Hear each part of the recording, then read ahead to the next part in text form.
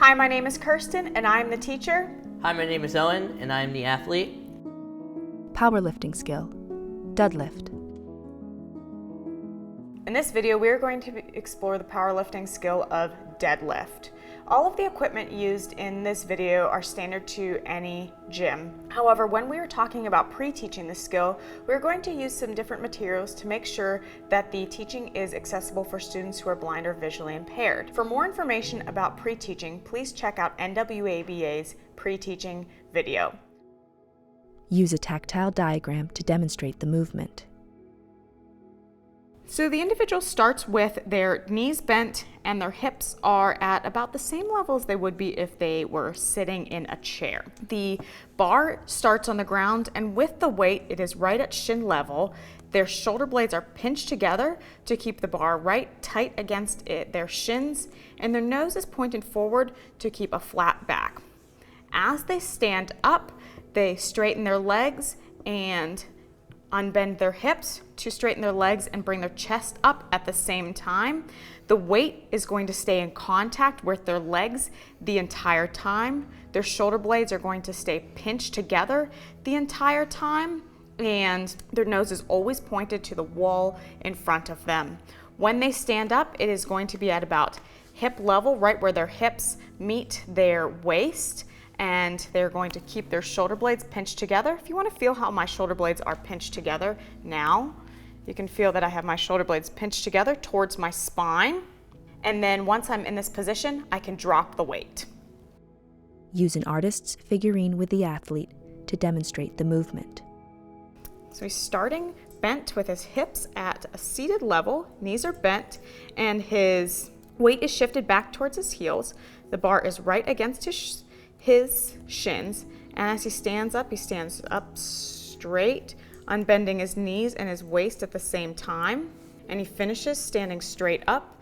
The bar is at the top of his legs, right where his hips begin, and then he's in this finished position, and he's good to drop the weight from there. Use tactile modeling to demonstrate the movement. On our PVC pipe, we have a thin ring that shows the thin, smooth part on the bar, and that's where my middle finger is going to be. I'm going to start with my feet about shoulder width apart. There is a thicker ring on our PVC pipe, and that shows where the smooth part starts on my left hand to where it finishes on my right hand, and I want my feet to be just within that area. I bend my knees and I sit my hips back, and then I want you to keep one hand on my hip and one hand on my arm as I stand up. So you can feel how I stand straight up. I keep the bar touching my legs the entire time. My shoulder blades are pinched together at the top, and I'm standing so that my nose is pointed at the wall in front of me. And if this were a lift, now that I've finished the lift, I'm going to drop the bar, and that's okay. Practice the lift with no weight. I want you to come a little bit towards me. Turn your toes so that your feet are parallel to each other. Good, that's a good shoulder width apart. I like how your hands are on the bar. I want you to bend your knees and sit your hips back.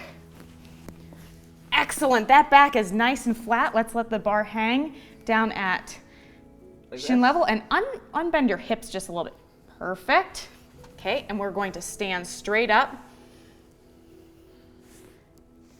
Excellent. I like how your shoulder blades are pinched together. Your nose is pointed directly in front at the wall in front of you, and the bar is resting at hip level, and you would be locked out with those shoulder blades pinched together.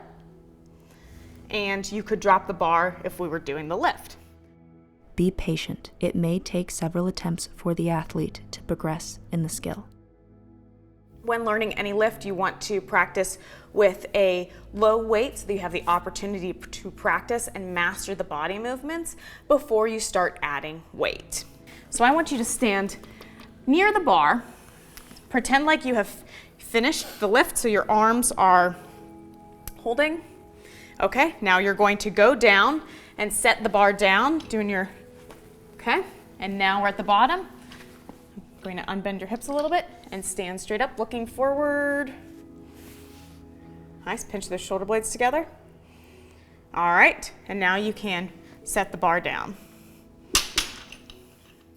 The skill should increase in difficulty as the athlete progresses.